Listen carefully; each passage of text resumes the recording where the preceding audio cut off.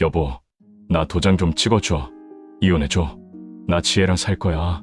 46 먹은 남자가 그것도 1년 전까지 제 손으로 밥숟가락 하나 못 들던 인간이 제 아들 배를 30cm 갈라서 간을 뜯어붙이고 겨우 2발로 선 인간이 아침 밥상머리에서 저한테 그러더군요.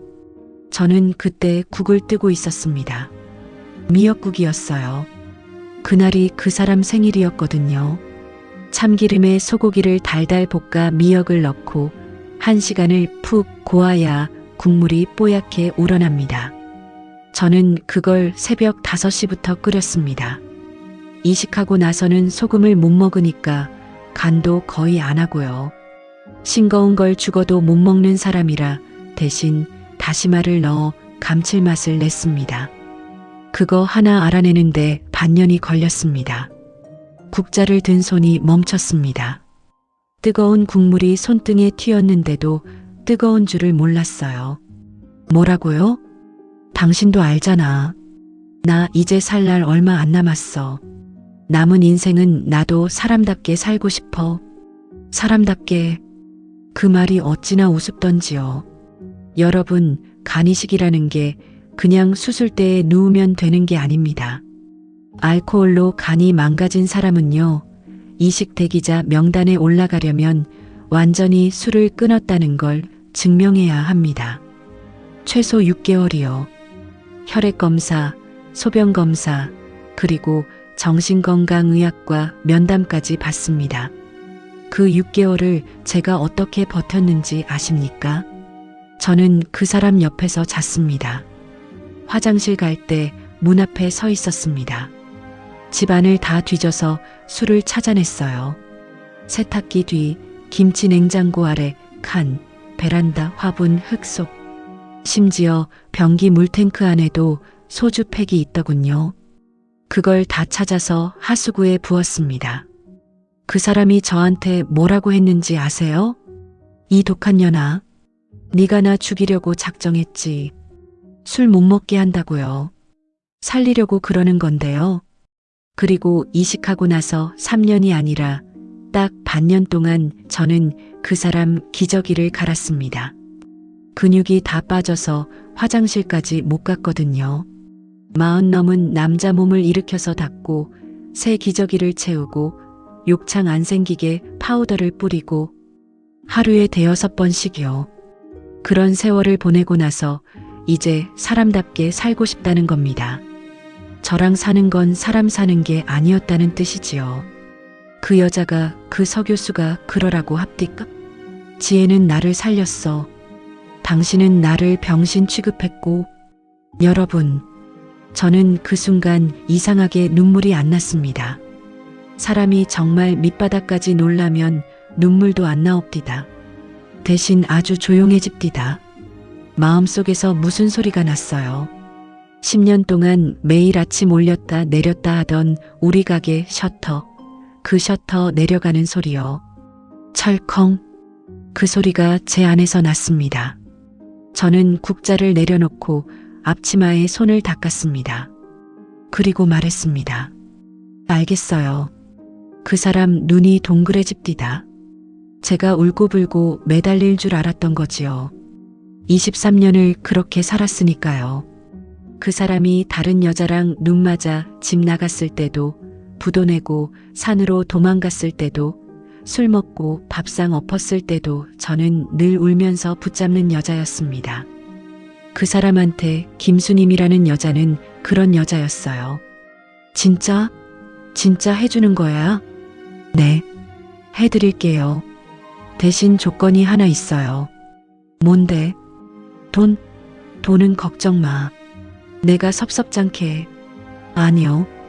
저는 그 사람 얼굴을 똑바로 봤습니다. 23년을 본 얼굴인데 그날 처음 보는 얼굴 같았습니다. 우리 상현이간 그거 도로 내놓고 가세요. 그 사람 얼굴이 하얘지더군요. 그거 내 아들 뱃속에서 뜯어낸 거예요. 당신 거 아니고. 그 서교수가 살린 게 아니고 우리 아들이 살린 거예요. 그러니까 그것 떼서 우리 아들한테 돌려주고 남은 몸뚱이만 가지고 가세요. 그럼 도장 찍어 드릴게요. 지금부터 제가 하는 이야기는요, 44 먹은 아줌마가 지어낸 소설이 아닙니다. 제 인생입니다. 죽을 병 걸린 남편 살려놨더니 의사년이랑 살겠다고 이혼하자던 그 인간이 어떻게 됐는지, 그리고 하얀 가운 입고 저한테 어머님, 사랑에는 나이가 없어요 라고 하던 그 여자가 어떻게 됐는지 오늘 제가 하나도 안 빼고 다 말씀드리겠습니다. 그 전에 하나만 부탁드릴게요. 이 이야기가 조금이라도 마음에 남으시면 구독 한번 눌러주시고 좋아요 한번 꼭 눌러주세요. 여러분이 그거 눌러주시는 게 저 같은 사람한테는 당신 인생도 헛되진 않았소 하고 손 한번 잡아주시는 거랑 똑같습니다. 그리고 끝까지 들어주세요. 제 이야기 마지막에는요, 여러분이 아마 속이 아주 시원해지실 겁니다. 저도 그날 이후로 10년 묵은 체증이 내려갔으니까요. 자, 그럼 저 20살 적으로 좀 돌아가 보겠습니다. 저는 1982년에 충청도 시골에서 태어났습니다. 딸만 넷인 집의 셋째였어요. 제가 태어났을 때 아버지가 하셨다는 말을 저는 10살 무렵에 큰어머니한테 들었습니다. 또 딸이요? 그럼 그냥 덮어.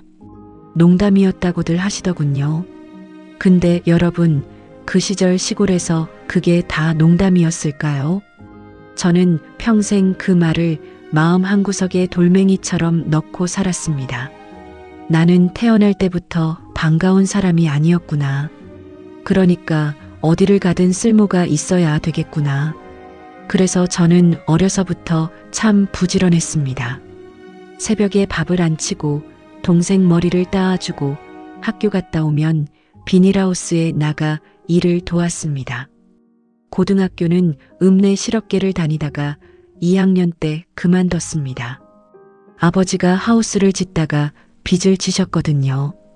큰언니가 서울 공장에 가 있었고 둘째 언니는 시집을 갔고 남은 게 저였습니다. 그때 아버지가 저를 앉혀놓고 그러셨어요. 순임아, 네가 좀 참어라. 참어라. 여러분, 이 말이 제 인생을 관통하는 말입니다.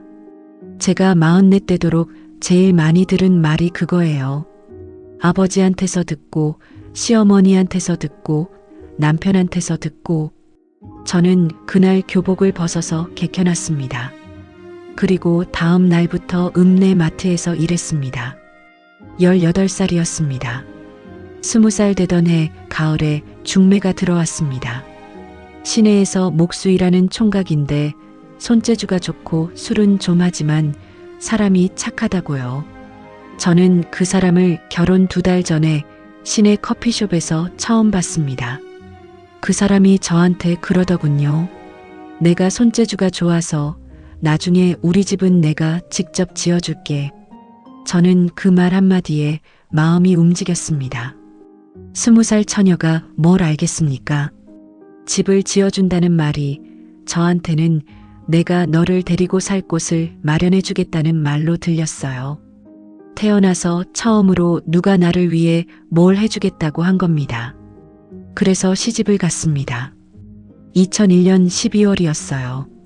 제가 만으로 19, 한국 나이로 20살이었습니다. 혼수요? 이불 한 채, 화장대 하나, 그리고 어머니가 몰래 쥐어준 금반지 하나. 그게 다였습니다. 시집이라고 가보니 낡은 슬레이트 집이었습니다. 방이 2칸인데 큰 방에 시어머니가 계시고 작은 방을 우리가 썼어요. 시아버지는 그 전에 돌아가셨고 시누이가 2, 시동생이 하나 있었습니다. 그러니까 저는 20살에 6 식구 밥을 하게 된 거지요. 시어머니는요. 지금 생각하면 그분도 참 딱한 분이었습니다. 40 후반에 혼자 되셔서 세상에 대한 원망을 다 며느리한테 푸신 거예요. 근데 그때 20살짜리가 그걸 어떻게 이해합니까? 저한테는 그냥 무서운 사람이었습니다. 시집 온 지 사흘째 되던 날 제가 지은 밥이 조금 질었습니다. 물을 잘못 맞춘 거예요. 시어머니가 밥그릇을 딱 보시더니 숟가락으로 밥을 푹 떠서 마당에 던지셨습니다. 이건 밥이 아니라 풀이요. 개나 줘. 그러고는 그 밥을 정말로 마당에 개한테 주셨습니다. 저는 그날 아침을 굶었습니다. 아무도 저더러 먹으라고 안 했으니까요. 부엌 구석에 쭈그리고 앉아서 눈물을 훔치는데 남편이 지나가면서 그럽디다. 어머니가 원래 좀 그러셔. 참어.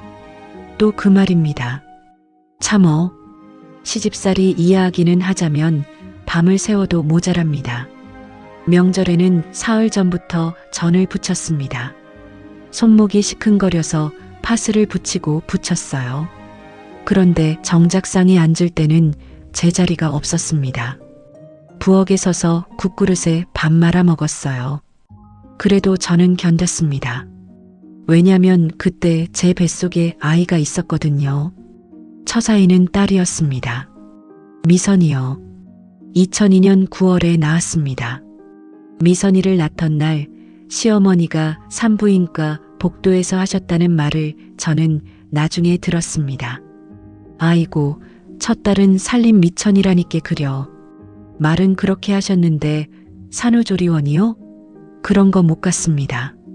3일 만에 퇴원해서 집에 왔고 일주일째부터 제가 밥을 했습니다. 그러다 1년 반 뒤에 상현이를 낳았습니다. 2004년 3월이요. 아들이었습니다. 여러분, 저는 그날을 잊지 못합니다. 시어머니가 제 손을 잡으시더군요. 시집 온 지 2년 반 만에 처음으로요. 애썼다. 순임아. 제 이름을 처음 불러주신 겁니다. 2년 반 동안 저는 그 집에서 야, 너 얘야였습니다. 그날 처음으로 김순임이 됐어요. 저는 그때 울었습니다. 아들 낳아서 운 게 아니라 이름을 되찾아서 울었습니다. 지금 생각하면 참 서글픈 눈물이지요. 사람이 사람 대접 한 번 받겠다고 그렇게까지 해야 했으니까요. 그 무렵부터 남편이 목수일을 그만두고 인테리어 자재 장사를 시작했습니다. 아파트 리모델링이 한창이던 시절입니다.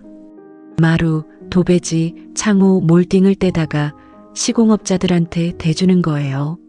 남편은 손재주도 있고 발도 넓어서 장사가 제법 됐습니다.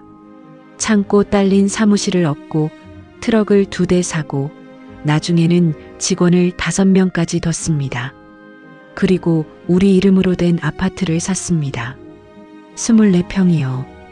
계약하던 날 남편이 저한테 그러더군요. 마, 내가 집 지어준다고 했잖아. 내가 약속은 지키는 사람이요. 저는 그날 그 사람을 참 좋아했습니다. 이 사람 만나기를 잘했다고 진짜로 그렇게 생각했어요. 그런데 여러분, 남자가 돈을 벌기 시작하면요.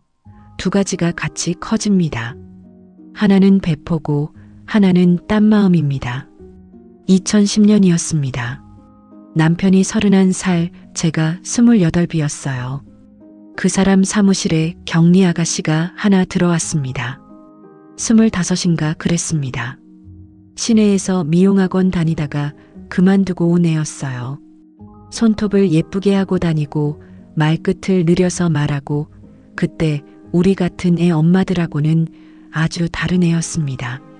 처음엔 저도 몰랐어요. 사무실에 직원이 있는 게 무슨 대수인가 싶었지요. 그런데 어느 날부터 그 사람 셔츠에서 낯선 냄새가 났습니다. 향수 냄새요. 그리고 밤늦게 들어와서는 저를 밀치더군요. 제가 옆에 눕기만 해도 덥다, 저리 가라고요. 여자는 압니다. 말 안 해도 알아요. 남자 등짝만 봐도 압니다. 저는 2달을 참다가 어느 날 밤에 물었습니다. 당신 나한테 뭐 할 말 없어요? 뭔 소리요? 내가 다 알아요. 그랬더니 그 사람이 벌떡 일어나서 밥상을 엎었습니다. 그릇이 다 깨지고 국물이 방바닥에 쏟아졌어요. 인연이 어디서 서방한테 취조요. 내가 밖에서 개처럼 벌어다 주는데 집구석에서 하는 게 뭐가 있다고 이래라 저래라요. 그러고는 문을 쾅 닫고 나갔습니다. 그러고 사흘을 안 들어왔습니다. 저는요, 그 깨진 그릇 조각을 맨손으로 주웠습니다. 애들이 밟을까 봐요. 그러다 손을 베었는데 피가 나는데도 그냥 계속 주웠습니다. 그때 미선이가 8살, 상현이가 6살이었어요. 방문 뒤에서 둘이 꼭 껴안고 저를 보고 있더군요. 미선이가 그날 저한테 뭐라고 했는지 아십니까? 엄마, 아빠 나쁜 사람이야? 8살짜리가요. 저는 그때 결심했습니다. 이 사람을 붙잡자. 이혼이요? 저 고등학교도 못 나온 여자가 애들 데리고 나가서 뭘 합니까? 친정으로요? 친정에서는 네가 못나서 그렇다고 문전박대합니다. 저는 그게 무서웠습니다. 그래서 저는 그 사무실로 찾아갔습니다. 여러분 아마 제가 그의 머리채를 잡았을 거라고 생각하실 겁니다. 아니에요. 저는 근처 카페로 불러내서 마주 앉았습니다. 그리고 이렇게 말했습니다. 우리 애들이 8살, 6살이에요. 그 애가 아무 말도 안 하더군요. 내가 부탁 하나만 할게요. 나한테 반년만 주세요. 반년 안에 내가 저 사람 마음 못 돌리면 그때는 내가 물러날게요. 내가 도장 찍어드릴게요. 그 애가 저를 한참 보더니 이러더군요. 사모님, 저는 사장님 안 좋아해요. 사장님이 뭘 자꾸 사주시니까 받은 거지. 저는 그 말이 더 아팠습니다. 제 남편이 그 정도 사람이었구나 싶어서요. 여하튼 그 애는 그해 겨울에 그만뒀습니다. 그 뒤로 남편이 한 달을 알아누웠어요. 상사병이었겠지요. 저는 그 사람 죽을 끓여다 먹였습니다. 다른 여자 때문에 알아누운 남편한테 죽을 끓여다 먹인 여자. 그게 접니다. 지금 이 이야기를 들으시는 분들 중에 왜 그러고 사셨어요? 라고 하실 분 계실 겁니다. 저도 압니다. 근데 여러분, 그때 저는요, 참는 게 사랑인 줄 알았습니다. 견디면 언젠가 알아줄 거라고요. 저는 그 말을 15년을 믿었습니다. 그 믿음이 얼마나 어리석은 건지 저는 40이 넘어서야 알았습니다. 그리고 2006년 아직 상현이가 2살이던 해에 시어머니가 쓰러지셨습니다. 뇌경색이었어요. 왼쪽을 못 쓰시게 됐습니다. 말씀도 어눌해지시고요. 저는 6년을 모셨습니다. 24부터 30까지요. 기저귀를 갈고 욕창 안 생기게 2시간마다 돌려 눕히고 목욕을 시키고 미음을 떠먹이고 그러면서 2살, 4살짜리 애들을 키우고 남편 밥을 차렸습니다. 그때 남편이 저한테 뭐라고 했는지 아십니까?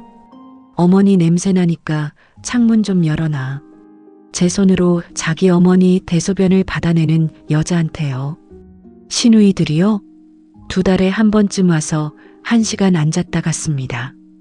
오면 꼭 이럽니다. 옳게 우리 엄마 손톱 좀 깎아드리지 그랬어. 제가 어제 깎아드린 손톱을 보고요. 그런데요, 여러분. 참 이상한 게 뭐냐면 저는 그 6년 동안 시어머니를 진짜로 미워하지 않게 됐습니다. 돌아가시기 한 해 전쯤이었어요. 제가 시어머니 몸을 닦아드리는데 그분이 성한 오른손으로 제 팔목을 붙잡으시더군요. 미안하다. 저는 수건을 든 채로 한참을 그러고 있었습니다. 어머니, 무슨 말씀이세요? 그런 말씀 마세요. 내가 너한테 못됐으지. 아니에요, 어머니. 어머니가 저 며느리 만들어주셔서 제가 우리 미선이 상현이 낳았잖아요. 그거면 됐어요. 그날 시어머니가 우셨습니다. 왼쪽 눈에서는 눈물이 안 나오고 오른쪽 눈에서만 눈물이 흘렀어요. 뇌경색이 그렇게 만드는 거랍니다.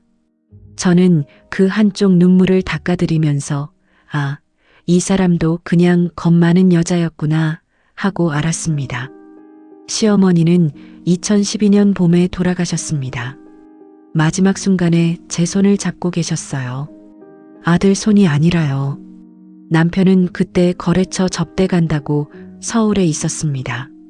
그리고 여러분, 그분이 저한테 뭘 남기셨는지 아십니까? 시장통에 있는 낡은 2층짜리 상가 건물이요. 시아버지가 살아계실 때 사두신 건데 1층은 오래 비어 있었고 2층은 새를 낳습니다. 그 무렵 시세가 한 2억 될까 말까였어요. 시장이 죽어가던 때라 아무도 거들떠보지 않았습니다. 돌아가시기 두어 달 전에 시어머니가 시누이들이랑 남편을 다 불러 앉히셨습니다. 그리고 어눌한 발음으로 그러나 아주 또박또박 말씀하셨어요. 그 상가는 수님이 앞으로 해라. 시누이들이 난리가 났습니다. 엄마, 그게 무슨 소리야? 그건 아빠 유산이잖아. 올케가 왜 받아? 아들이 있는데? 그때 시어머니가 제일 긴 문장을 말씀하셨습니다. 뇌경색 오시고 처음으로요. 내 똥오줌 6년 받은 게 누구냐? 방이 조용해졌습니다. 여러분, 저는 그때 안 받겠다고 했습니다. 진짜로요.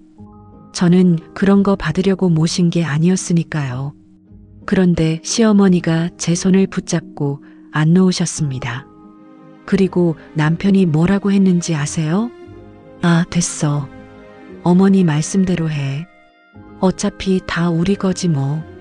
어차피 다 우리 거지 뭐. 그 사람은요, 그때 그 건물 등기부등본을 한 번도 안 봤습니다. 상속협의서에 도장만 찍고 나가서 담배를 피웠어요. 서류가 어떻게 넘어가는지, 누구 이름으로 올라가는지 전혀 관심이 없었습니다. 나는 그런 종이 쪼가리 보면 머리 아파. 당신이 알아서 해. 여러분, 이 말을 꼭 기억해 두세요. 이 한마디가요, 14년 뒤에 제 인생을 살립니다. 그리고 2015년이 왔습니다. 그해 봄에 남편이 물건을 대주던 시공업체가 부도가 났습니다. 받을 어음이 4억이었는데 그게 그냥 종이 조각이 됐어요. 그런데 남편은 그걸 믿고 또 어음을 끊어놨거든요. 그러니까 연쇄 부도가 난 겁니다. 그해 여름에 우리 아파트에 빨간 딱지가 붙었습니다. 저는 그날 거실에 앉아서 딱지 붙이는 사람들을 봤습니다. 텔레비전에 붙이고, 냉장고에 붙이고, 장롱에 붙이고, 그 중에 제 혼수였던 화장대도 있었어요. 미선이가 그때 중학교 1학년, 상현이가 초등학교 5학년이었습니다. 미선이가 학교에서 돌아와서 그걸 보고 방에 들어가서 문을 잠갔습니다. 2시간을 안 나왔어요. 그리고 여러분, 그날 밤에 남편이 저한테 이러더군요. 여보, 어머니가 남긴 그 상가, 그거 담보로 잡자. 저는 그때 태어나서 처음으로 남편한테 안 된다고 했습니다. 안 돼요. 뭐, 지금 내가 죽게 생겼는데. 그거 잡히면 우리 넷이 길에 나앉아요. 그건 마지막이에요. 이 독한 년아, 그게 원래 우리 어머니 거야. 내 거 아니라고. 네, 어머님 거였죠. 그 어머님 6년 동안 누가 모셨죠? 그 사람이 손을 들었습니다. 저를 때리려고요. 근데 못 때렸습니다. 왜냐면 그때 상현이가 방에서 나와서 제 앞에 섰거든요. 11살짜리가요. 아빠, 엄마 때리지 마. 남편이 손을 내리고 나가버렸습니다. 그날 밤에 남편이 없어졌습니다. 유서 비슷한 걸 써놓고요. 저는 그 종이를 들고 밤새 시내를 뒤졌습니다. 새벽 4시에 뒷산 중턱에서 그 사람을 찾았습니다. 나무에 노끈을 걸어놓고 그 밑에 쭈그리고 앉아서 소주를 마시고 있더군요. 저는 그 사람 옆에 앉았습니다. 그리고 소주병을 뺏어서 제가 한 모금 마셨습니다. 저 술 못 먹습니다. 그런데 그날은 마셨어요. 여보, 죽는 건 나중에 해요. 지금 죽으면 애들이 아빠 시체 앞에서 빚쟁이한테 멱살 잡혀요. 그건 너무 억울하잖아요. 나 이제 아무것도 없어. 나 아무것도 아니야. 당신은 아직 우리 애들 아빠예요. 그거 하나면 안 되나요? 그 사람이 제 무릎에 얼굴을 묻고 울었습니다. 36 먹은 남자가 어린애처럼 엉엉 울었어요. 저는 그 사람 등을 두드렸습니다. 여러분, 저는 그 순간 이 사람을 정말로 사랑했습니다. 불쌍해서요. 불쌍한 마음이 제일 무서운 사랑입니다. 그건 10년을 가거든요. 그 뒤로가 저희 인생에서 제일 힘든 시절이었습니다. 우리는 시장통 그 상가 2층으로 들어갔습니다. 세주던 방 2칸을 우리가 쓴 거지요. 여름이면 아래 생선가게 냄새가 올라오고 겨울이면 외풍이 심해서 애들이 이불을 뒤집어 쓰고 잤습니다. 남편은 신용불량자가 됐습니다. 통장도 못 만들고 카드도 못 만들고 휴대폰도 제 이름으로 개통했어요. 그리고 그때부터 사람이 달라졌습니다. 술을 마시기 시작했어요. 아침부터요. 그리고 일을 안 나갔습니다. 내가 왕년에 사장 소리 듣던 사람인데 어디 가서 남 밑에 들어가냐고요. 그래서 제가 나갔습니다. 처음엔 남의 식당에서 설거지를 했습니다. 하루 12시간 서서요. 그러다 시장 안국밥집에서 주방 일을 배웠습니다. 그 집 사장님이 참 좋은 분이셨어요. 저한테 육수 내는 법을 다 가르쳐 주셨습니다. 사고를 몇 시간 고아야 하는지, 핏물은 어떻게 빼는지, 순대는 어떤 걸 받아야 쫄깃한지 1년 반을 배웠습니다. 그리고 2016년 봄에 저는 우리 건물 1층을 치웠습니다. 오래 비어 있어서 쓰레기가 가득했어요. 그걸 사흘밤을 새워서 다 치우고 도배를 다시 하고 주방을 놨습니다. 간판을 다는 날 제가 이름을 뭐라고 지었냐면요. 순이민의 순대국밥. 제 이름을 걸었습니다. 44 인생에 제일 잘한 일 중 하나가 그겁니다.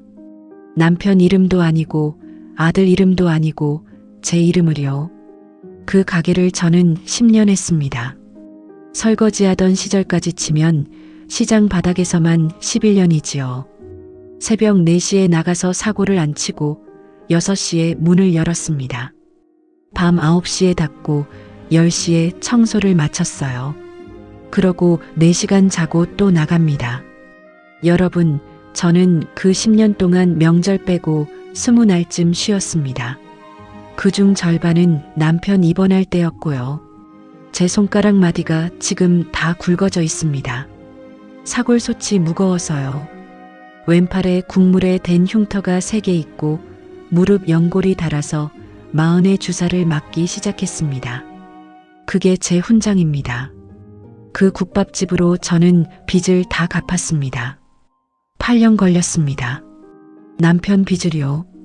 2023년 여름에 마지막 회차를 갚았습니다. 저는 그날 은행 창구에서 울었습니다.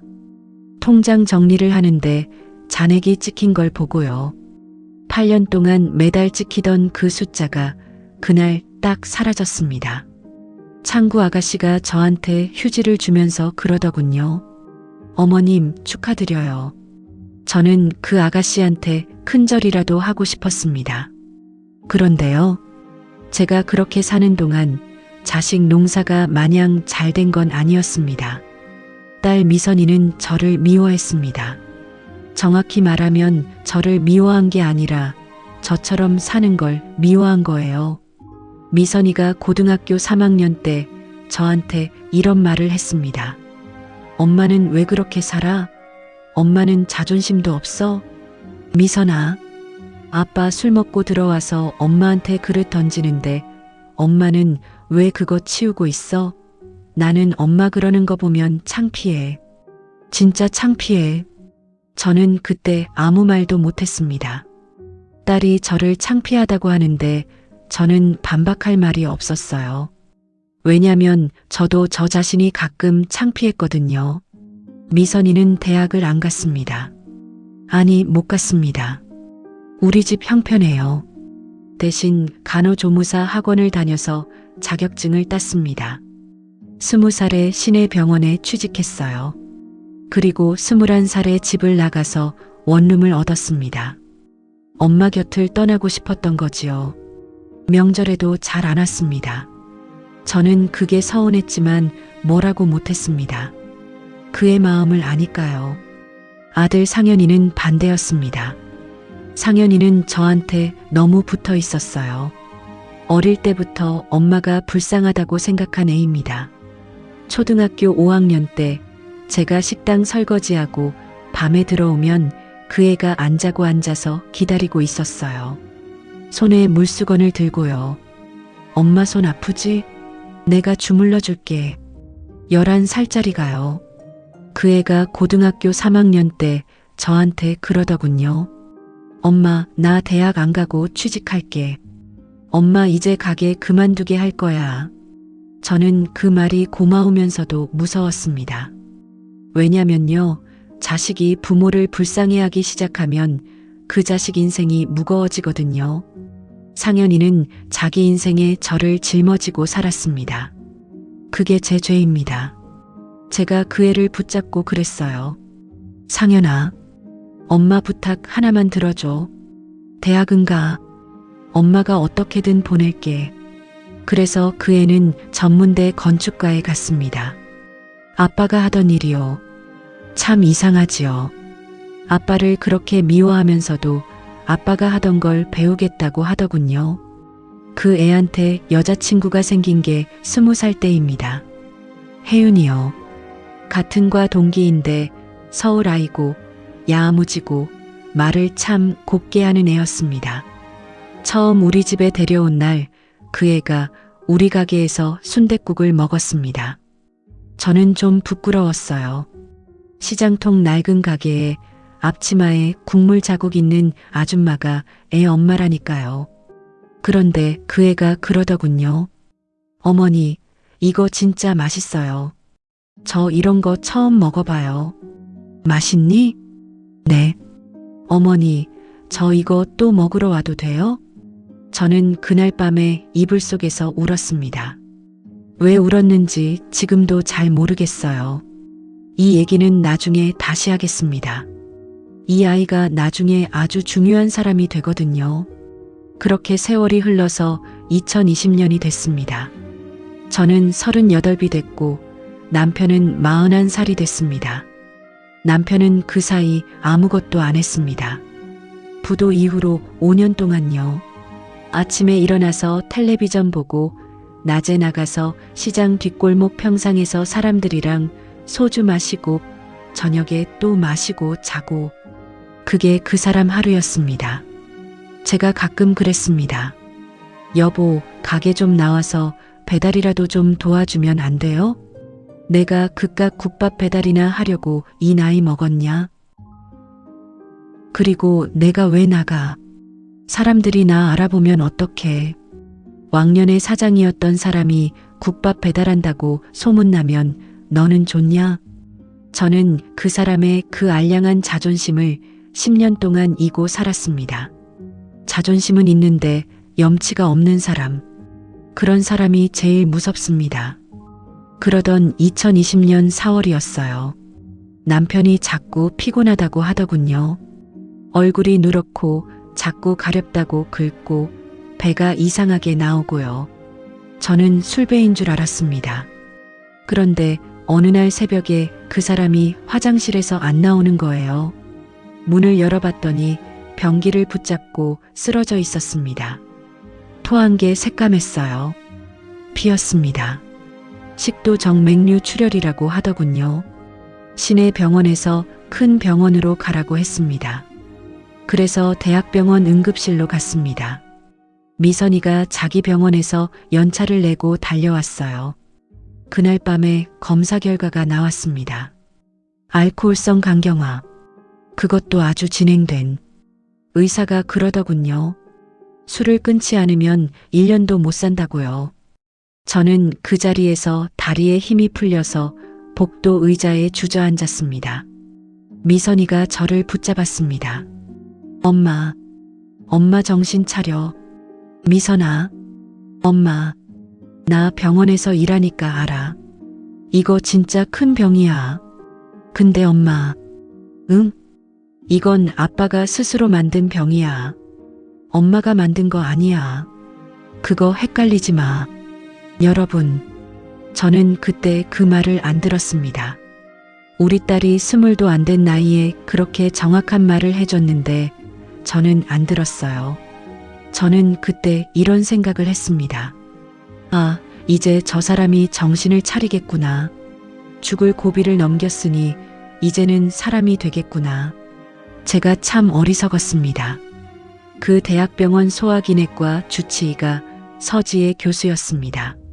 처음 만났을 때 저는 그 사람이 참 고마웠습니다. 40쯤 됐을까요? 우리 남편이랑 동갑이었습니다. 머리를 하나로 묶고 화장기도 별로 없고 말투가 딱딱 끊어지는 사람이었습니다. 그런데 설명을 참 잘해줬어요. 보호자분, 지금 남편분 간이 딱딱하게 굳어서 기능을 30%도 못합니다. 여기서 술 한 잔만 더 들어가면 그대로 가시는 겁니다. 아시겠어요? 네, 선생님. 네. 보호자분이 지키셔야 해요. 이건 약으로 되는 게 아니라 보호자분 손에 달렸습니다. 저는 그 말을 성경 말씀처럼 들었습니다. 내 손에 이 사람 목숨이 달렸다. 그러니 내가 잘해야 한다. 그날부터 제 인생이 또 한 번 바뀌었습니다. 우선 국밥집을 반나절만 열었습니다. 새벽에 나가서 육수 내고 점심 장사만 하고 2시에 닫았어요. 매출이 반으로 줄었지만 어쩌겠습니까? 그리고 밥을 다시 배웠습니다. 그간 나쁜 사람은요, 짜게 먹으면 복수가 찹니다. 단백질도 조절해야 해요. 많이 먹으면 암모니아가 뇌로 올라가서 간성 혼수가 오고 안 먹이면 근육이 다 빠집니다. 저는 그걸 노트에 적어가며 배웠습니다. 병원 인쇄물을 들고 와서 미선이한테 물어가면서요. 미선아, 여기 이 크레아티닌이라는 게 뭐냐? 엄마, 그건 콩팥 기능 보는 수치야. 높으면 안 좋은 거. 그래, 적어놔야겠다. 그 노트가 지금도 있습니다. 3년 반치가요. 뭘 먹였는지, 몇 시에 약을 먹였는지, 배 둘레가 몇 센티였는지, 소변량이 몇 cc였는지 다 적혀 있습니다. 글씨는 삐뚤빼뚤합니다. 저 고등학교도 못 나왔고 학교 다닐 때도 공부 잘한 애가 아니었으니까요. 그런데 그 노트를 저는 하루도 안 빼먹었습니다. 그런데 남편은요, 술을 안 끊었습니다. 몰래 마셨어요. 시장 뒷골목에 나가서 마시고 화장실에 소주를 숨겨놓고 마시고 나중에는 세탁기 뒤에다 페트병에 소주를 담아서 숨겨놨습니다. 제가 그걸 찾아내면 그 사람이 뭐라고 했는지 아십니까? 이거 안 먹으면 내가 뭔 재미로 사냐? 어차피 죽을 거. 여보, 그런 소리 하지 말아요. 제발. 당신은 좋겠지. 내가 죽으면 속이 시원하겠지. 여러분, 저는 그 말을 듣고 부엌에서 혼자 울었습니다. 국 끓이는 소리에 울음소리 묻으려고 일부러 불을 세게 켜놓고요. 2023년 3월에 결국 일이 터졌습니다. 간성 혼수가 왔어요. 새벽에 그 사람이 저를 못 알아봤습니다. 벌떡 일어나서 옷장을 열더니 옷을 다 꺼내는 겁니다. 여보, 뭐해요? 댁이 누구요? 여긴 우리 집인데. 나예요. 수님이. 우리 집사람 어디 갔소? 우리 집사람 불러와요. 도둑년아. 그러고는 저를 밀쳐서 제가 문틀 모서리에 이마를 부딪혔습니다. 6반을 꿰맸어요. 지금도 여기 흉이 있습니다. 그날 응급실로 실려가서 중환자실에 열흘을 있었습니다. 그리고 검사를 하니까 간에 혹이 있었습니다. 간세포암이었습니다. 서 교수가 저희 가족을 불러 앉혔습니다. 솔직하게 말씀드리겠습니다. 지금 간 기능으로는 항암도 색전술도 버티기 어렵습니다. 방법은 하나예요. 이식입니다. 이식이요. 그런데 조건이 있습니다. 무슨 조건이요? 알코올성 간질환 환자는 최소 6개월 이상 완전 금주가 확인돼야 이식 대상이 됩니다. 혈액 검사로 다 나옵니다. 정신건강의학과 면담도 통과하셔야 하고요. 솔직히 말씀드릴게요. 남편분은 지금까지 한 번도 못 끊으셨습니다. 저는 회의적입니다. 여러분, 저는 그날 그 자리에서 서 교수 손을 잡고 이렇게 말했습니다. 선생님, 제가 끊게 하겠습니다. 제 목숨 걸고요. 그 사람이 저를 한참 보더니 그러더군요. 보호자분, 그건 보호자분이 걸 목숨이 아닙니다. 지금 생각하면 그 말이 맞았습니다. 그때 저는 그걸 몰랐어요. 그 6개월이요. 저는 가게를 아예 닫았습니다. 그리고 남편 옆에 붙어 있었습니다. 집 안수를 다 찾아서 버렸어요. 세탁기 뒤, 김치 냉장고 아래, 칸, 화분 흙 속, 변기 물탱크 안까지요. 그 사람이 나가려고 하면 제가 따라 나갔습니다. 시장 뒷골목 평상까지요. 사람들 앞에서 저는 이렇게 말했습니다. 아저씨들, 우리 남편한테 술 한 잔이라도 주시면 제가 여기 다 엎을 거예요. 진짜로요. 그 사람이 저를 끌고 와서 뺨을 때렸습니다. 이 미친년아, 네가 나를 사람들 앞에서 병신 만들어. 저는 뺨을 맞고 그 사람 옷자락을 붙잡았습니다. 여보, 6개월만요. 6개월만 참으면 살 수 있대요. 나 당신 죽는 거 못 봐요. 그 사람이 그날 밤에 저를 보고 이러더군요. 너는 왜 나한테 이렇게까지 해? 저는 그때 이렇게 대답했습니다. 당신이 우리 애들 아빠니까요. 여러분, 그게 제가 그 사람한테 한 마지막 진심이었습니다. 6개월을 끊었습니다. 정말로 끊었어요. 저는 그 6개월 동안 하루도 안 빼고 그 사람 곁에 있었습니다. 새벽에 그 사람 숨소리 듣고 자다 깨서 확인하고 손 떨림이 오면 손을 붙잡고 밤을 새웠습니다. 금단 증상이 오면 헛것을 봅니다. 벽에 벌레가 기어간다고 소리를 지르는 사람 손을 붙잡고 저는 밤을 새웠습니다. 2023년 9월 검사가 통과됐습니다. 그런데 문제가 또 있었습니다. 뇌사자 기증순번이 안 오는 거예요. 종양이 커지고 있었고요.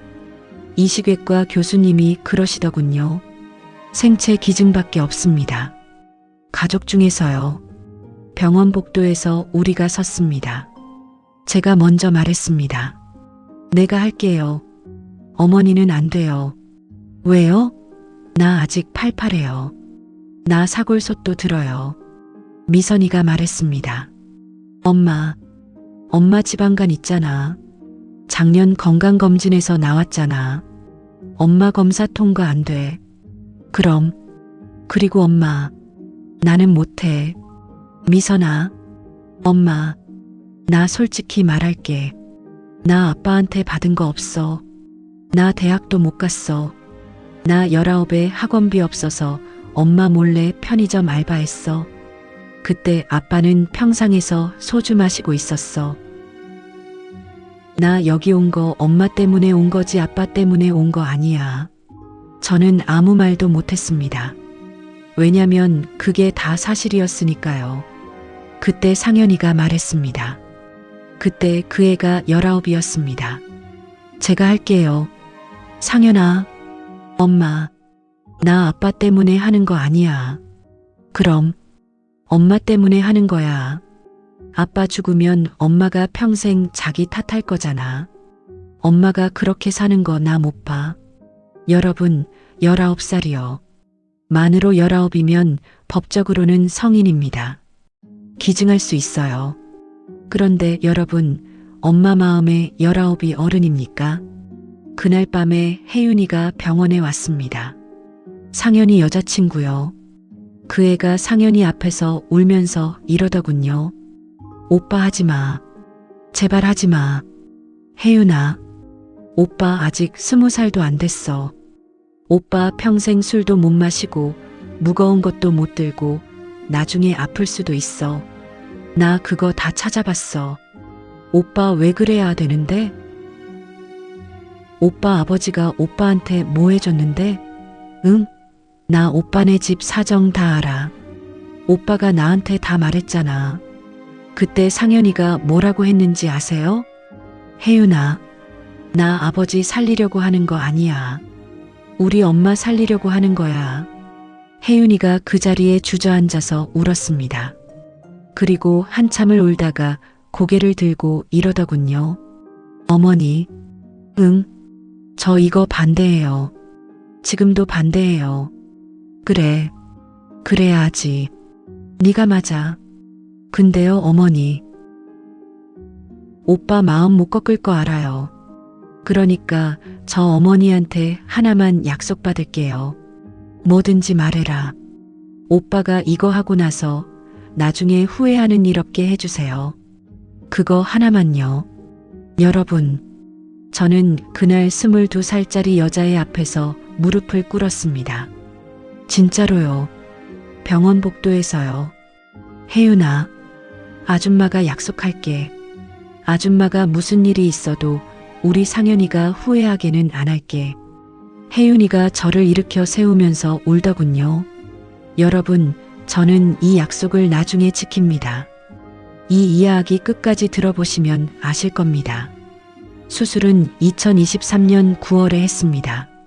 아들간의 60%를 떼어서 남편한테 넣었습니다.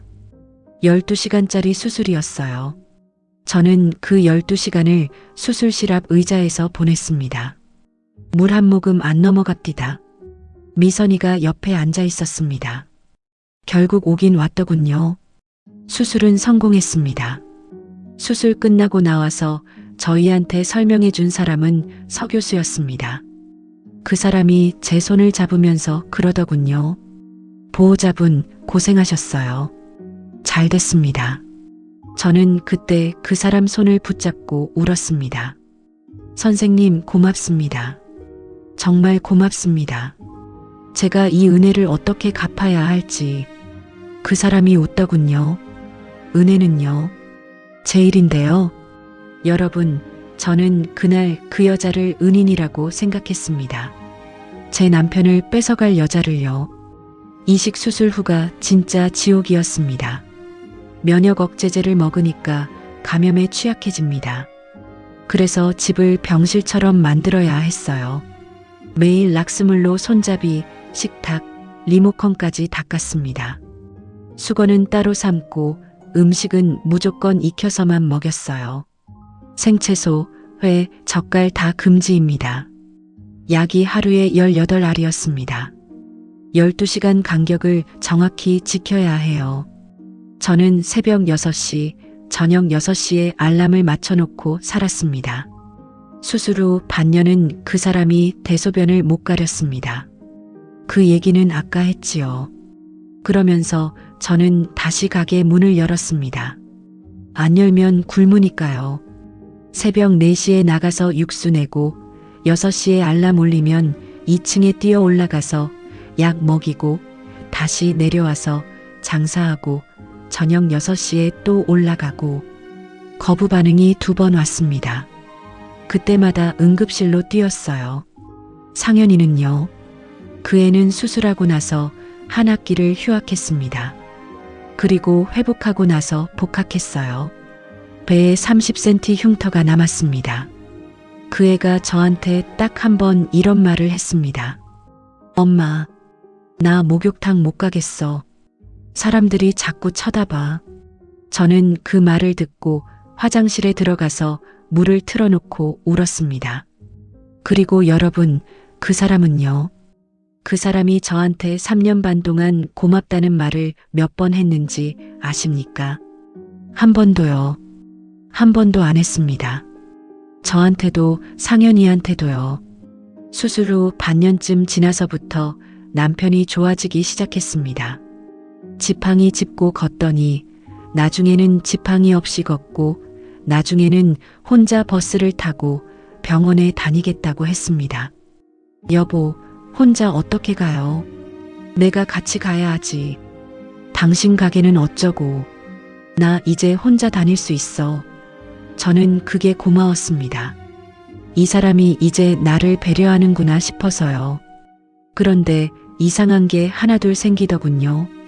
우선 그 사람이 옷을 사기 시작했습니다. 인터넷으로 난방을 사고, 향수를 사고, 미용실 가서 염색을 하고요. 제가 물었어요. 웬일이래요. 갑자기 멋을 다 내고. 사람이 아팠다고 추레하게 다니면 안 되지. 그리고 병원 가는 날이 늘었습니다. 원래 2달에 한 번이던 게 1달에 한 번이 되고 나중에는 1달에 3-4번이 됐어요. 검사가 많아서 그래. 무슨 검사를 그렇게 자주 해요? 나도 같이 가면 안 돼요? 당신 오면 서 교수가 불편해해. 저는 그 말을 믿었습니다. 제가 눈치 없이 굴어서 선생님을 곤란하게 했나 보다 하고요. 그리고 휴대폰이요. 그 사람이 휴대폰을 뒤집어 놓기 시작했습니다. 화면을 아래로요. 그리고 화장실에 갈 때도 휴대폰을 들고 갔습니다. 밤에 자다 깨서 보면 이불 속에서 불빛이 새어나왔어요. 저는 눈치를 챘습니다. 여자는 안다고 했지요. 저는 14년 전에도 알았고 그때도 알았습니다. 근데 여러분, 저는 처음에 이렇게 생각했습니다. 설마 남의 간 얻어서 겨우 사는 사람이 설마 그러겠나? 그런데 2024년 7월에 결정적인 일이 있었습니다. 그날 제가 몸살이 나서 가게 문을 못 열었어요. 열이 39도까지 올랐습니다. 그래서 낮에 누워 있는데 남편이 외출하면서 휴대폰을 두고 나갔습니다. 충전기에 꽂아놓고요. 그때 문자가 왔습니다. 화면이 켜졌어요. 거기 이렇게 떠 있었습니다. 오늘 못 오세요? 나 삼계탕 해놨는데. 마누라 감기 걸린 게 뭐 대수라고 히읗히읗. 발신인 이름이 뭐였는지 아십니까? 우리 지혜. 여러분, 저는 그 순간 열이 다 내렸습니다. 온몸이 얼음물에 담근 것처럼 차가워졌어요. 저는 그 휴대폰을 들었습니다. 잠금을 풀었어요. 그 사람 비밀번호는 우리 상현이 생일이었습니다. 제 목숨 살려준 아들 생일로 딴 여자랑 주고받은 문자를 잠가놨더군요. 문자가 1년 반치가 있었습니다. 저는 그걸 2시간 동안 읽었습니다. 거기에 뭐가 적혀 있었는지 몇 개만 말씀드리겠습니다. 그 여자랑 아직도 한방 쓰세요? 각방 쓴 지 오래됐어. 걱정 마. 그 국밥집 정리하면 얼마나 나와요? 건물까지 하면 10억은 넘지. 내가 어머니한테 물려받은 거야. 나 오빠랑 남은 인생 살고 싶어. 오빠 나한테 그거 약속했잖아. 오빠. 그리고 마지막에 이런 게 있었습니다. 내가 오빠 살렸잖아. 오빠 목숨은 내 거야. 여러분, 저는 그 문장을 보고 무릎을 꿇었습니다. 방바닥에요. 내가 살렸다고요? 우리 상현이 배를 30cm 가르고 간을 잘라낸 건 그 여자가 아닙니다. 그 여자는 수술실에 있지도 않았어요. 6개월 동안 그 사람 술병을 뺏고 뺨을 맞은 것도, 새벽 6시에 알람 맞춰서 약을 먹인 것도, 락스물로 집을 닦은 것도, 기저귀를 간 것도 그 여자가 아닙니다. 저였습니다. 그리고 우리 아들이었습니다. 그날 저는 아무 말도 안 했습니다. 휴대폰을 원래대로 엎어놓고 이불을 개고 저녁을 지었습니다. 남편이 들어왔을 때 저는 웃으면서 말했습니다. 오셨어요?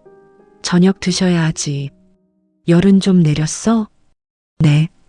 괜찮아요. 여러분, 저는 그날부터 6달을 그렇게 살았습니다. 왜 바로 안 뒤집어 엎었냐고요? 제가 국밥집 하면서 배운 게 하나 있습니다. 불이 났을 때 제일 먼저 할 일은 소리 지르는 게 아니라 가스밸브를 잠그는 거예요. 저는 그날 밤 이불 속에서 계산을 했습니다. 내가 지금 이걸 터뜨리면 어떻게 될까? 저 사람은 발뺌할 거다. 그 여자는 병원에서 환자 보호자가 정신이 이상하다고 할 거다. 나는 고등학교도 못 나온 국밥집 여자고 저쪽은 대학병원 교수다. 사람들은 누구 말을 믿을까? 그리고 또 하나. 건물까지 하면 10억은 넘지. 내가 어머니한테 물려받은 거야. 이 문장이요. 이게 제 마음에 제일 걸렸습니다. 다음 날 아침 저는 시장 건어물집으로 갔습니다. 옥자 언니요. 저보다 18살 위인데 제가 설거지하던 시절부터 저를 챙겨준 사람입니다. 제가 아무 말도 안 하고 앉아만 있으니까 언니가 그럽디다. 순임아, 너 얼굴이 왜 그래? 언니, 응, 나 어떡해. 그러고 저는 그 자리에서 울었습니다. 건어물 냄새 나는 좁은 가게 안에서 42살 먹은 여자가 애처럼 엉엉 울었습니다. 옥자 언니가 다 듣고 나서 담배를 하나 물더군요. 순임아, 응, 너 그 새끼 죽이고 싶지. 응, 죽이지 마. 대신 뜯어. 뭐? 뜯어내라고. 네가 준 거 다 뜯어와. 그게 죽이는 것보다 무섭다. 여러분, 저는 그 말을 듣고 정신이 확 들었습니다. 옥자 언니가 그러더군요. 그리고 순임아, 강 변호사 알지? 우리 시장에서 10년 국밥 먹은 양반. 네. 가서 물어봐. 공짜로는 아니어도 제값은 해줄 사람이요. 그래서 저는 강영우 변호사님을 찾아갔습니다. 아유, 사장님. 웬일이세요? 변호사님, 제가 상담 좀 받으려고요. 저는 다 말했습니다. 처음부터 끝까지요. 문자 내용까지요. 그분이 안경을 벗고 한참을 저를 보시더군요. 그리고 이렇게 말씀하셨습니다. 사장님, 지금부터 제가 하는 말 잘 들으세요. 사장님이 감정적으로 나가시면 지십니다. 이런 건 이기려면 서류로 이겨야 해요. 어떻게 하면 되나요? 3가지입니다. 첫째, 재산. 둘째, 증거. 셋째, 시간. 먼저 재산을 받습니다. 그런데요, 여러분. 여기서 하늘이 저를 도왔습니다. 아니, 하늘이 아니라 우리 시어머니가 저를 도왔습니다. 시장통 그 상가 건물이요. 명의가 누구로 돼 있었을까요? 김수님, 제 이름입니다. 2012년에 상속 협의를 하면서 그렇게 됐거든요. 그리고 여러분, 만약에 그게 남편 이름으로 돼 있었으면요. 2015년 부도 때 그 건물은 압류돼서 넘어갔습니다. 우리 넷은 진짜로 길에 나앉았을 거예요. 시어머니가 돌아가시기 전에 저한테 그걸 넘긴 게 결국 우리 집을 살린 겁니다. 시장이 죽어가던 그 건물이 어떻게 됐냐면요. 10년 사이에 그 앞으로 도로가 나고 뒤에 아파트가 들어서고 시장이 다시 살아났습니다. 지금 시세가 6억 정도 됩니다. 대출은 2022년에 다 갚았고요. 그리고 제 앞으로 된 예금이 2억 조금 넘었습니다. 10년 국밥 팔아서 모은 돈입니다. 남편 명의로 된 건요. 낡은 승용차 한 대. 그게 다였습니다. 신용불량 이력 때문에 통장 하나 제대로 못 만든 사람이니까요. 제가 매달 그 사람 용돈 통장에 돈을 넣어줬는데 그 사람은 10년 동안 그 통장 잔고만 봤습니다. 강 변호사님이 등기부등본을 보시더니 그러시더군요. 사장님, 남편분이 이거 본 적 있으세요? 아니요. 한 번도요. 왜요? 그 사람이 그랬어요. 나는 그런 종이 쪼가리 보면 머리 아프다고. 당신이 알아서 하라고요. 강 변호사님이 웃으시더군요. 사장님, 그럼 게임 끝났네요. 그 다음은 증거였습니다. 강 변호사님이 그러셨어요. 사장님, 그 휴대폰 다시 열어보지 마세요. 그건 불법입니다. 재판에서 못 씁니다. 그럼 어떡해요? 그게 제일 확실한 건데. 사장님, 그 문자는 증거로는 못 쓰지만 사장님한테 방향을 알려준 겁니다. 어디를 파야 하는지요. 이제 그 방향으로 합법적인 증거를 다시 모으는 겁니다. 그래서 저는 이렇게 했습니다. 첫째, 카드 명세서를 모았습니다. 그 사람이 쓰던 게 제 명의 가족 카드였어요. 제가 결제하는 거니까 명세서는 제가 볼 권리가 있습니다. 한정식집, 호텔 커피숍, 경기도 어디 펜션 2번, 그리고 백화점 여성복 매장, 가방 하나에 290만 원. 제가 10년 동안 옷 한 벌 안 사입고 살 때 그 사람은 그 여자한테 290만 원짜리 가방을 사줬습니다. 제 카드로요. 둘째, 녹음기를 샀습니다. 제가 대화에 참여한 녹음은 합법이라고 강 변호사님이 확인해 주셨어요. 저는 앞치마 주머니에 녹음기를 넣고 다녔습니다. 셋째, 일기를 썼습니다. 날짜별로요. 그리고 넷째, 이게 제일 중요합니다. 저는 그 사람한테 더 잘해줬습니다. 6달 동안요. 밥을 더 정성껏 차리고 약을 더 꼬박꼬박 챙기고 옷을 다려주고 병원 갈 때 차비를 쥐어줬습니다. 왜 그랬냐고요? 첫째, 방심하게 하려고요. 둘째, 나중에 재판에서 이 사람이 배우자 의무를 다했느냐를 따질 때 제가 흠 하나 없어야 하니까요. 셋째는요, 여러분. 제가 나중에 저 자신한테 부끄럽지 않으려고요. 저는 끝까지 사람 노릇을 하고 끝내고 싶었습니다. 저 사람처럼 되고 싶지 않았어요. 그리고 2024년 12월 그 사람 45번째 생일 아침에 제가 미역국을 끓이고 있을 때 그 사람이 말한 겁니다. 여보, 나 도장 좀 찍어줘. 이혼해줘. 나 지혜랑 살 거야. 앞치마 주머니에서 녹음기가 돌아가고 있었습니다. 그리고 제가 뭐라고 했는지 아시지요? 알겠어요. 해드릴게요. 대신 조건이 하나 있어요. 우리 상현이간 그거 도로 내놓고 가세요. 그 사람이 아무 말도 못하고 저를 보더군요. 그거 내 아들 뱃속에서 뜯어낸 거예요. 당신 거 아니고.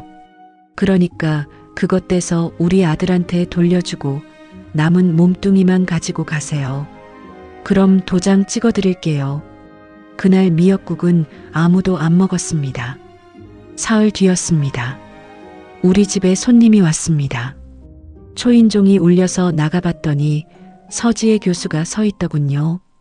흰 코트를 입고 머리를 풀고 손에는 케이크 상자를 들고요. 병원에서 보던 그 사람이랑 다른 사람 같았습니다. 어머님, 안녕하세요. 저는 그 사람을 한참 봤습니다. 그리고 문을 열어줬습니다. 들어와요. 거실에 앉혔습니다. 저는 부엌에서 커피를 탔어요. 믹스커피요. 손이 하나도 안 떨렸습니다. 저도 그게 신기했습니다. 커피를 내려놓으니까 그 여자가 이러더군요. 어머님, 제가 오늘 온 건 그동안 죄송한 마음도 있고 이제는 어른답게 정리를 하는 게 맞다고 생각해서예요. 어른답게요? 네. 어머님도 아시겠지만 저희는 진심이에요. 진심. 어머님, 이런 말씀드리기 죄송하지만 사랑에는 나이가 없어요. 여러분, 저는 그 순간 웃음이 나왔습니다. 진짜로 웃었어요. 그래요? 나이가 없어요? 네. 그럼 염치는요? 염치에도 나이가 없나요? 그 여자 표정이 굳더군요. 선생님, 내가 하나만 물읍시다. 선생님이 우리 남편을 처음 본 게 언제예요? 2020년이요. 그때 우리 남편이 뭐였어요? 환자였죠. 그러면 선생님은 뭐였어요? 의사였잖아요. 담당 의사요. 나한테 보호자분이 지키셔야 해요. 보호자분 손에 달렸습니다. 하고 말하던 사람이요. 그 여자가 커피잔을 만지작거리더군요. 어머님, 저희는 치료가 다 끝나고 나서 치료가 끝나긴 뭐가 끝나요? 우리 남편 지금도 그 병원 다녀요. 선생님한테요. 지난달에도 갔고요. 선생님, 우리 남편 몸무게가 얼마인지 아세요? 네, 59kg예요. 수술 전에 68이었는데 지금 59예요. 크레아티닌 수치가 얼만지 아세요? 면역 억제제 때문에 콩팥이 나빠져서 지난달에 1.6 나왔어요. 아침 약 6알 이름 되실 수 있어요? 그 여자가 대답을 못 하더군요. 나는 다 알아요. 3년 반을 노트에 적었으니까. 선생님은 저 사람 몸을 나만큼도 모르면서 저 사람 마음은 다 안다고 생각하시나 봐요. 그때 방에서 남편이 나왔습니다. 사람 앉혀놓고 뭐 하는 짓이야? 당신은 들어가요. 나 지금 손님이랑 얘기 중이니까. 너 왜 이렇게 사람이 못됐어졌어? 지혜가 얼마나 착한 사람인데. 여러분, 저는 그때 처음으로 그 사람 이름을 불렀습니다. 박두식? 집이 조용해졌습니다. 내가 23년 동안 당신을 여보라고 불렀지. 오늘부터는 이름 부를게. 박두식 씨. 뭐야. 앉아요. 내 얘기 끝나면 나가든지 말든지 해. 그 사람이 진짜로 앉았습니다. 그 여자 옆에요. 저는 그 여자를 다시 봤습니다. 선생님, 우리 아들 배에 흉터가 있어요. 여기서 여기까지. 저는 제 배를 손으로 그었습니다. 30cm예요.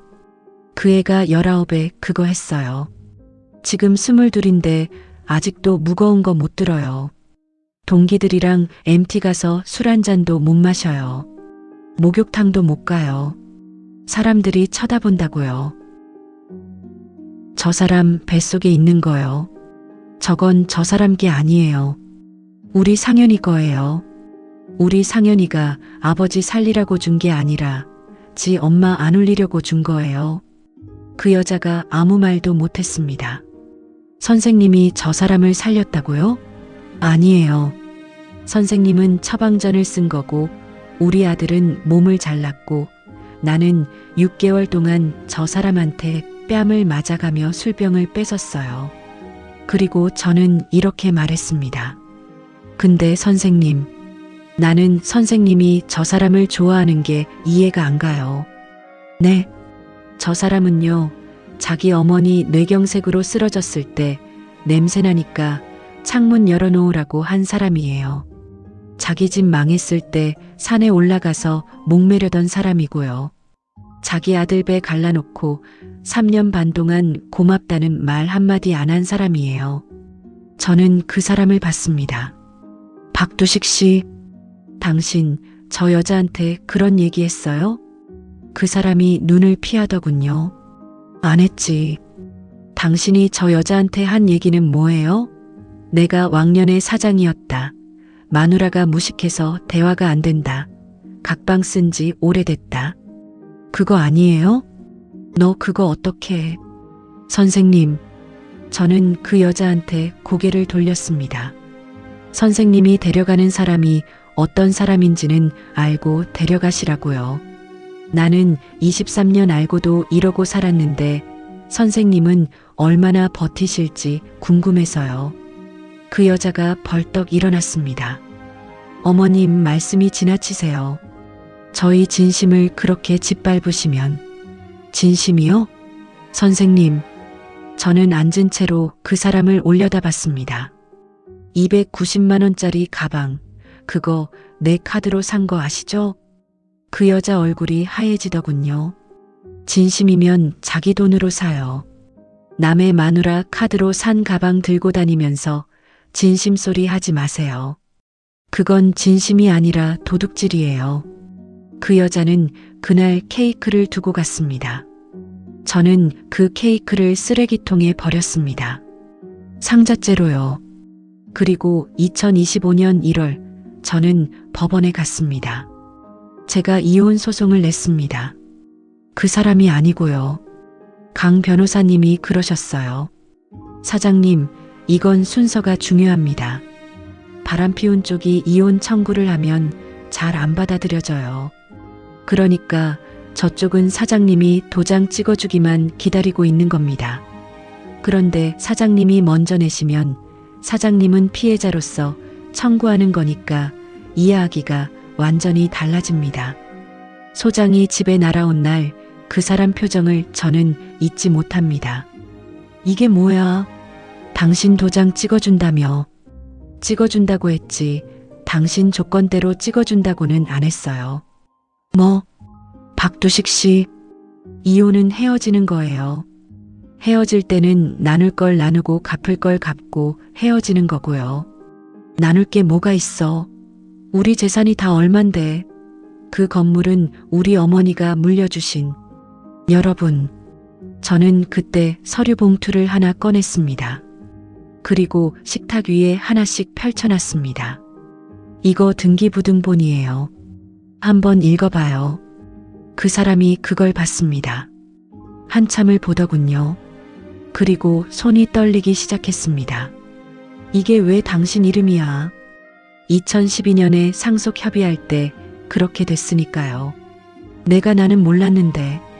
당신 그때 뭐라고 했어요? 나는 그런 종이 쪼가리 보면 머리 아파. 당신이 알아서 해. 그랬잖아요. 도장 찍고 나가서 담배 피웠잖아요. 그리고 하나 더 알려드릴게요. 그게 만약에 당신 이름으로 돼 있었으면요. 2015년에 압류돼서 넘어갔어요. 우리 넷은 그때 길에 나앉았어요. 어머님이 그거 나한테 주셔서 우리가 산 거예요. 당신이 그때 담보로 잡자고 했을 때 내가 안 된다고 안 했으면 지금 저 건물 없어요. 그 사람이 식탁을 손바닥으로 쳤습니다. 이 도둑년아, 그건 우리 어머니 거야. 네, 어머님 거였죠. 저는 조용히 말했습니다. 그 어머님 6년 동안 누가 모셨죠? 그 사람이 아무 말도 못했습니다. 당신 마지막으로 돈 벌어온 게 언제예요? 2015년 봄이에요. 그 뒤로 10년 동안 당신은 단 한 푼도 안 벌었어요. 당신이 먹은 밥, 마신 술, 입은 옷, 병원비, 약값 다 내가 국밥 팔아서 냈어요. 그 빚 8년 동안 갚은 것도 나예요. 여기 상환 내역 다 있어요. 저는 서류를 한 장 더 꺼냈습니다. 그리고 이건 별건이고요. 저는 봉투를 하나 더 꺼냈습니다. 서지혜 씨한테 보내는 상간자 손해배상 청구 소장이에요. 그 사람이 벌떡 일어났습니다. 당신 미쳤어. 그 사람은 의사야. 그 사람 인생 망칠 거야. 여러분, 저는 그 말을 듣고 처음으로 진심으로 화가 났습니다. 그럼 내 인생은요? 내 인생은 망쳐도 되는 거였어요? 나는 국밥집 아줌마니까 망가져도 아무도 신경 안 쓰니까요. 순이마, 부르지 마요. 그리고 제가 하나 더 말했습니다. 그리고 나 그 병원 윤리위원회하고 의사협회에도 진정 넣었어요. 그 사람 얼굴이 하얘지더군요. 뭐? 의사가 자기 환자하고 그런 관계 맺는 거요. 그거 그냥 연애가 아니에요. 그건 직업윤리 위반이에요. 우리 미선이가 알려줬어요. 병원에서 일하니까 그런 거 알더라고요. 당신 그러면 안 돼. 박두식 씨, 당신이 나한테 그러면 안 되는 걸 먼저 했어요. 재판은 1년이 걸렸습니다. 저는 그 1년 동안 법원에 9번 갔습니다. 가게 문을 닫고요. 우리 상현이가 같이 가주겠다는 걸 제가 거절했습니다. 엄마 혼자 갈게. 이건 엄마 일이야. 법정에서 저쪽 변호사가 저한테 이렇게 물었습니다. 원고는 피고와 오랜 기간 각방을 써왔고 사실상 혼인관계가 파탄된 상태였다는데 맞습니까? 저는 이렇게 대답했습니다. 각방 쓴 거 맞습니다. 저 사람이 이식 수술 받고 나서 감염 위험 때문에 각방을 쓰라고 했습니다. 그 지시를 한 사람이 서지혜 교수예요. 그리고 저는 각방에서 자면서 새벽마다 건너가서 저 사람 약 먹였습니다. 3년 반 동안요. 그 기록 여기 다 있습니다. 저는 노트를 냈습니다. 3년 반치를요. 그때 그 사람이 방청석에서 소리를 질렀습니다. 저 여편이가 지금 연기하는 거예요. 저 여자 나 감시했어요. 내 폰까지 뒤졌다고요. 판사님이 그러시더군요. 피고, 조용히 하세요. 그리고 피고 휴대전화를 열람하신 부분은 원고 측이 증거로 제출하지 않았습니다. 그 사람이 자기 발등을 자기가 찍은 겁니다. 그리고 상간자 소송 법정에서요. 저쪽 변호사가 서 교수한테 유리하게 이런 주장을 했습니다. 피고는 원고와 피고 배우자의 혼인관계가 이미 파탄난 것으로 알고 있었다고요. 그때 판사님이 저한테 하실 말씀 있냐고 물으셨습니다. 저는 이렇게 말했습니다. 판사님, 저 사람은 제 얼굴을 압니다. 저한테 보호자분이 지키셔야 해요라고 말한 사람이에요. 제가 3년 반 동안 진료실에 같이 들어갔어요. 제가 쓴 간병 노트를 저 사람이 봤어요. 세상에서 제가 저 사람 아내인 걸 제일 확실히 아는 사람이 저 사람입니다. 법정이 조용했습니다. 판사님이 안경을 벗고 제 노트를 한참 넘겨보시더군요. 원고, 이거 직접 쓰신 겁니까? 네. 제가 글씨를 잘 못 써서 알아보기 힘드실 거예요. 죄송합니다. 판사님이 아무 말씀도 안 하셨습니다. 판결은 2026년 1월에 나왔습니다. 이혼은 인용됐습니다. 유책 배우자는 남편이었습니다. 재산 분할이요. 상속받은 재산은 원칙적으로 분할 대상이 아니지만 혼인 기간이 길고 유지에 기여했으면 일부 인정됩니다. 그래서 남편한테도 얼마간은 인정이 됐어요. 그런데 거기서 제가 받을 위자료 3천만 원이 상계됐습니다. 그리고 그 사람 명의 카드빚 1,500만 원, 제가 10년 동안 갚은 사업빚 중 구상권이 인정된 부분까지요. 계산이 다 끝나고 나서 그 사람이 손에 쥔 게 얼마였는지 아십니까? 낡은 승용차 한 대하고 현금 600만 원이었습니다. 상간자 소송도 이겼습니다. 서지혜 교수는 위자료 3천만 원을 지급하라는 판결을 받았습니다. 상간자 위자료로는 아주 높은 편이라고 하더군요. 왜냐면 단순한 제3자가 아니라 담당 의사였다는 점, 그리고 관계 기간이 길었다는 점이 크게 작용했거든요. 그런데 여러분, 진짜는 그 다음이었습니다. 판결문이 나오고 한 달쯤 지났을 때 병원에서 연락이 왔습니다. 윤리위원회 조사가 끝났다고요. 제가 진정을 넣을 때 낸 게 뭐였냐면요. 판결문이었습니다. 법원이 인정한 사실관계요. 그리고 그 사람이 담당 의사로서 우리 남편의 진료 일정을 잡고 검사를 지시하고 처방을 내리던 그 기간에 관계가 있었다는 것. 명절 선물이요? 저는 그건 안 냈습니다. 강 변호사님이 그러시더군요. 사장님, 그건 안 내는 게 좋습니다. 그거 내면 사장님도 걸립니다. 그런데 저는 그때 이런 생각을 했습니다. 여러분, 저는 3년 반 동안 그 사람한테 명절마다 뭘 보냈습니다. 김장김치, 참기름, 우리 가게 순대. 그 사람이 그걸 한 번도 안 돌려보냈어요.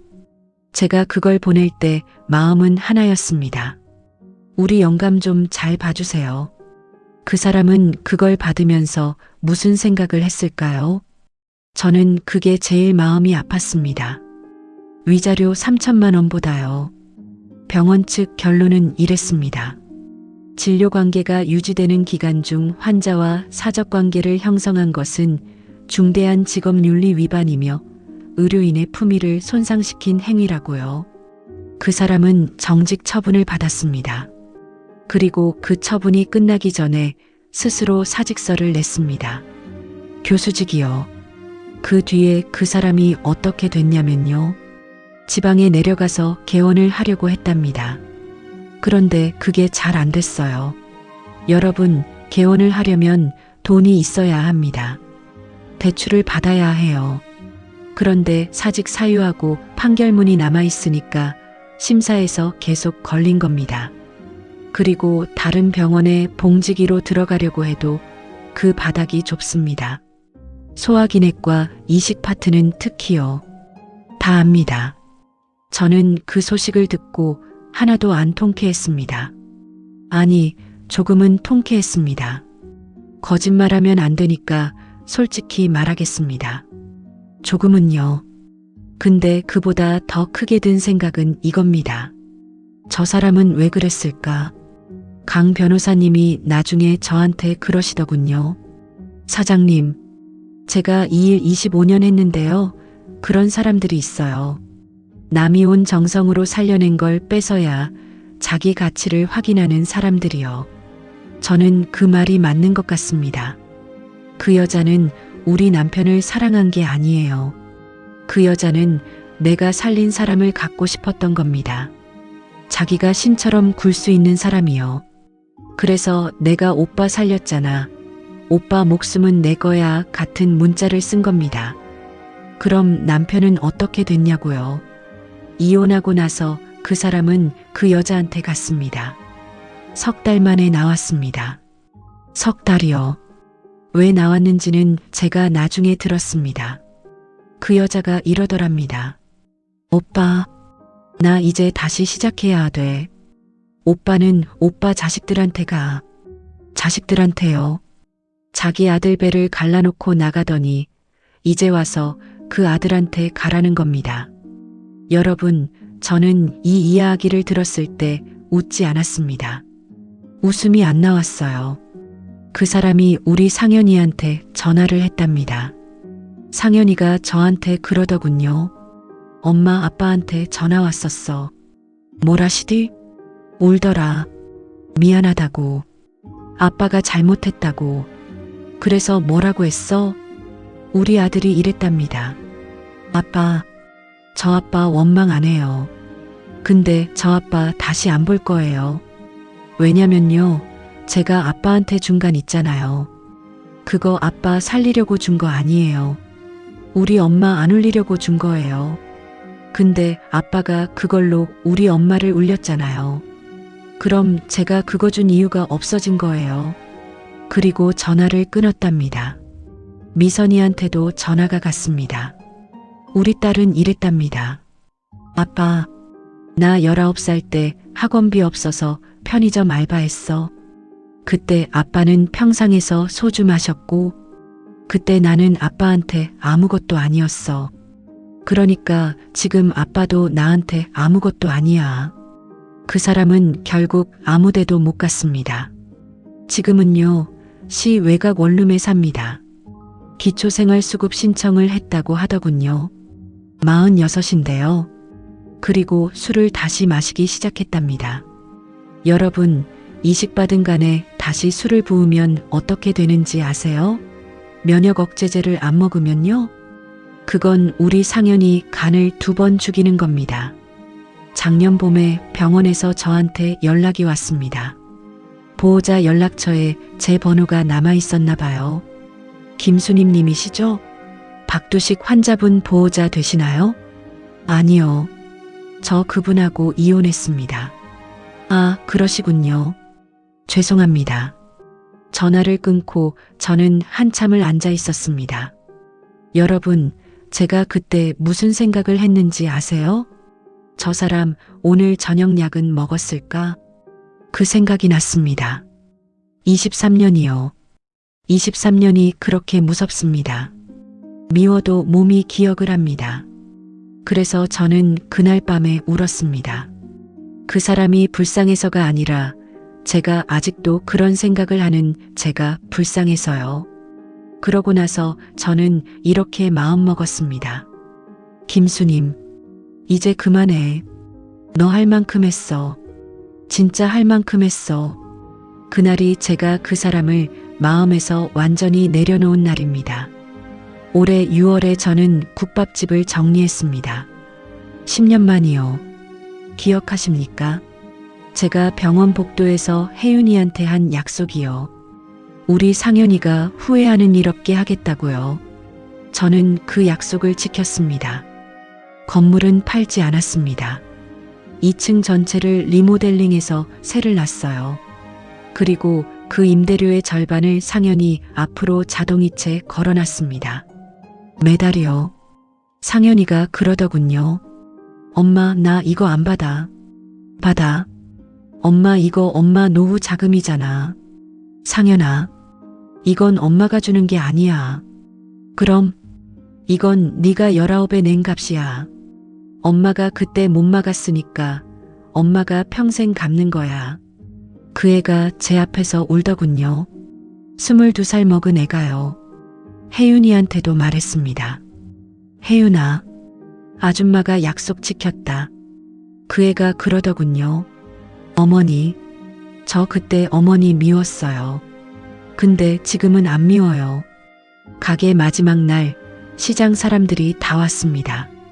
옥자 언니, 생선가게 아저씨, 떡집 아주머니, 그리고 10년 단골 강 변호사님까지요.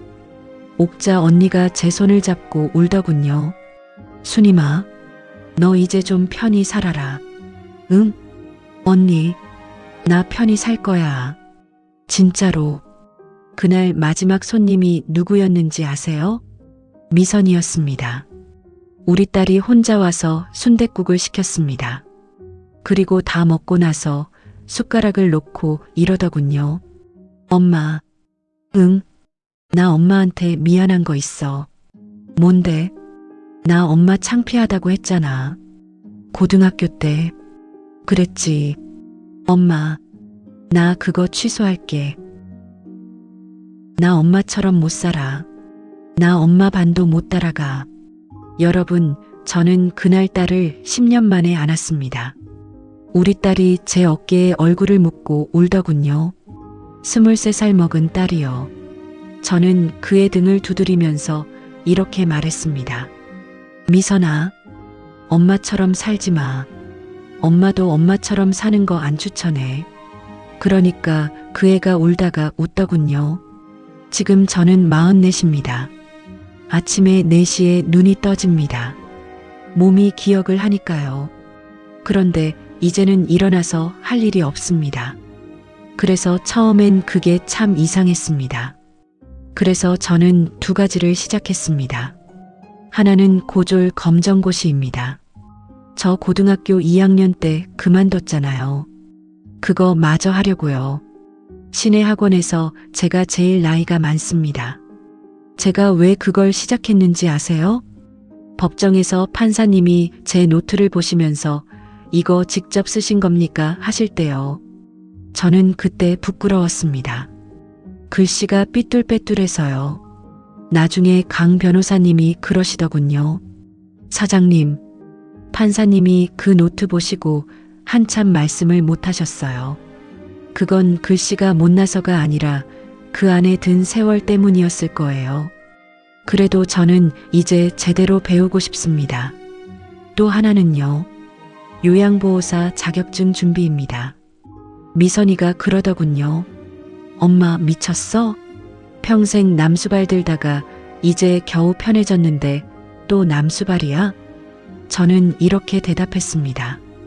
미선아, 그때는 갇혀서 한 거고 지금은 내가 골라서 하는 거야. 그리고 돈 받고 하는 거야. 그게 하늘하고 땅 차이야. 이제 이야기를 마무리하려고 합니다. 제 이야기를 들으시면서 어떤 분은 저 여자 참 독하다 하셨을 겁니다. 네, 저 독합니다. 인정합니다. 근데 여러분, 저는 42에 처음 독해졌습니다. 그전 42년은 물렀어요. 물러서 밟혔고 물러서 뜯겼습니다. 그래서 오늘 여러분께 꼭 드리고 싶은 말씀이 4가지 있습니다. 첫째, 참는 게 사랑이라는 말, 그거 거짓말입니다. 저는 그 말을 20년 믿었습니다. 참으면 언젠가 알아줄 거라고요. 여러분, 안 알아줍니다. 참는 사람한테는 참는 일이 더 옵니다. 사랑은 참는 게 아니라 지키는 겁니다. 지킬 게 두 가지 있어요. 상대방하고 나 자신이요. 우리는 앞의 것만 배웠지 뒤의 것은 못 배웠습니다. 둘째, 내 이름으로 된 걸 가지고 계세요. 통장 하나라도 좋고 적금 하나라도 좋습니다.